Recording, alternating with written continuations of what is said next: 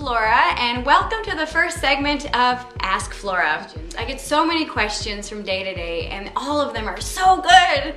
And instead of just sending you an email response back, what I found, or what I feel is beneficial, or the most beneficial for everyone, is to answer the questions here on Ask Flora, so that we all can benefit, because I truly believe that we're all students and we're all teachers at the same time. So the first question is from Sarah from Syracuse, and she writes, "Hi Flora, how can I find a spiritual practice that will stick? I've tried organized religion, the Course in Miracles, meditation, but nothing seems to work and I'm feeling lost.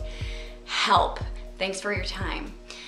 Well, Sarah, my advice to you is get off the spiritual bandwagon. I see this so much, and this, especially lately, I've been seeing it, it's almost just running rampant in the spiritual community, where one guru or another guru or a spiritual teacher will tout a specific book or a specific practice, and then all of a sudden I see everybody jumping on that bandwagon. Well, 3 months, 6 months, a year later, those people are really left lost and feeling lost. Now, the whole purpose of a spiritual practice is to get connected to source energy, whatever that source energy looks like for you.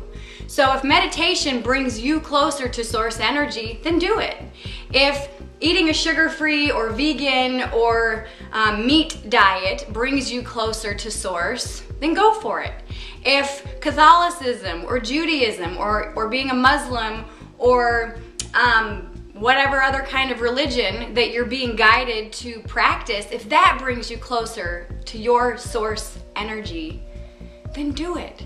But the key to any spiritual practice is to find those things, those practices that bring you closer to your version of God or goddess or source energy, and that make you feel whole, and that make you feel fulfilled, and that make you feel happy and content with life. And what works for you, today might not work for you tomorrow.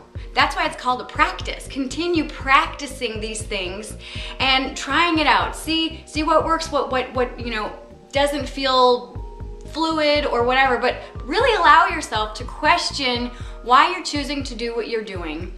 And also ask yourself, does this make me feel good? Or does this make me feel lost or hopeless or helpless or empty?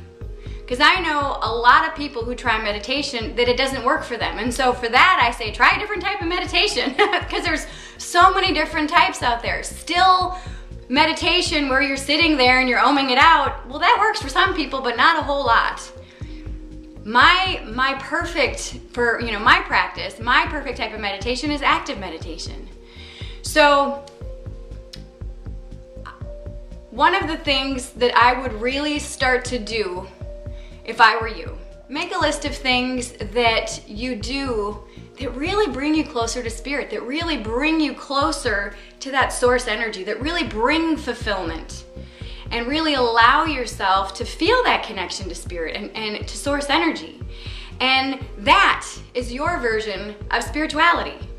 Just because one person is doing something and is showing the world this in their practice or in their Facebook or Instagram posts or whatever doesn't mean that they're fulfilled. There's a lot of pressure out there, especially if you're in the public eye. There's a lot of pressure to maintain the status quo.